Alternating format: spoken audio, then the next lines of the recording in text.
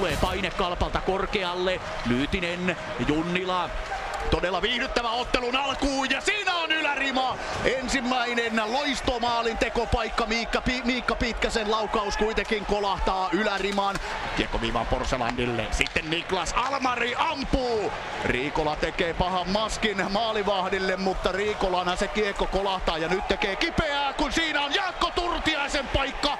Hovinen vastaan, tilanne jatkuu ja kova taistelu Turtiaisella jatkuu edelleen ja hän lataa Hämeenlinnan Pallokerhon 1-0 johtoon. Jaakko Turtiainen, joka on ollut joulukuun peleissä todella tehokkaassa vireessä, vaikka on nelosketjun laituri, 3 edelliseen peliin 4 tehopistettä ja tällaisella tahtomaalilla hän pystyy viemään ottelun ensimmäisellä 10-minuuttisella HPK:n johtoon. Täällä selostamo on sellaisessa paikassa tänään kyllä aivan selkeästi, että siellä huuli aukesi, siinä on Myttynen päästä karkaamaan ja rangaistuslaukaus. Keränen rikkoo hyökkäys siniviivan tuntumassa, mutta tuomaristo ja Jari Levonen tulkitsee, että Myttynen olisi päässyt vapaaseen läpiajoon. Ja rikottu pelaaja tietysti ampumaan. Tässä Matias Myttysen paikka. Kaarelle lähtee Myttynen, 6 maalia tällä kaudella. Myttysellä peli on 1-1. Kalpa tulee tasoihin. Ensimmäisen erän loppuun Matias Myttynen rangaistuslaukaus sisään. Ja Eero Somervuori on palannut kaukaloon pleksi päässä.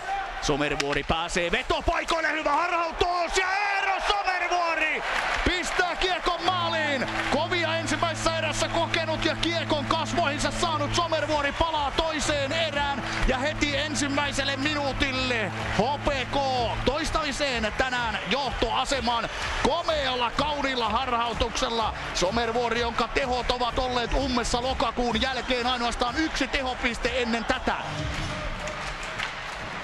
Corné, joka on pari NHL-ottelua pelannut urallaan Edmontonissa, aloituksen vie. Siinä on Cornén paikka! Hovinen venyy, Turunen tulee tilanteeseen ja onko kiekko maalissa? Ei ole, näyttää Jari Levonen. Nyt alkaa maali roikkumaan Kerholle ilmassa. 15 sekunnin sisään 2 kertaa kiekko on ollut jo maaliviivalla. Niklas Almarin laukaus pysähtyy Mikko Nuutiseen, toinen veto, ei sekään mene maalille. Manninen ampuu ja ampuu kyllä vihaisesti. Ja kyllä tässä Hovisen torjunta on. Katselin vähän, että osuiko Hoviseen vai ylärimaan ja Hovinenkin siinä tuomarin suorasalle nyökkää, että kyllä suojukset olivat välissä.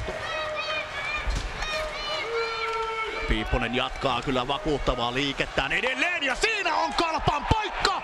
Eetu Luostarinen, jota tuli tässä juuri kehaistua, tekee toisen liigamaalinsa, 14 liigaottelu ja yhtäkkiä peli on tasan 2-2.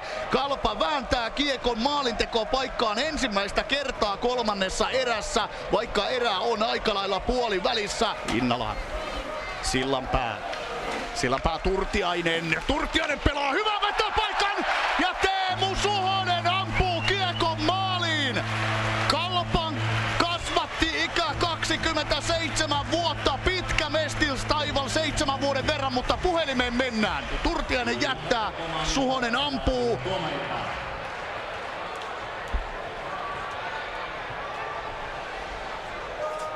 Innala siellä maalin edustalla on. Tilannetta tarkistellaan siis video. Ja tässä se tulee näyttö, ei maali. Kyllä.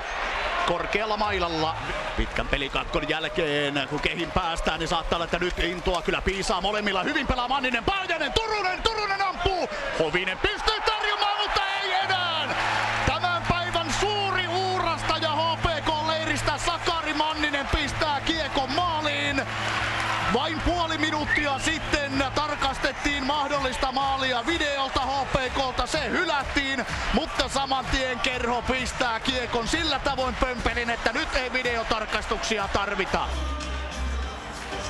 Rissanen toistamiseen voittaa aloituksen, Ilomäki takatalpalle, Matias Myttynen, peli on 3-3, Kalpa tulee tasoihin ilman maalivahtia pelatessaan ja Matias Myttynen viettää 2 tehopisteen iltaa ja tuore hankinta Arttu Ilomäki Ilomäki näyttää pelisilmän mallia tällä poikittaisyötöllä. Minuutti jää peliaikaa jäljelle. Rissanen nappaa 2 peräkkäistä aloitusvoittoa 6-5 vastaan ja tämä toinen tuottaa tulosta. Arttu Ilomäellä on mahdollisuus ratkaista peli.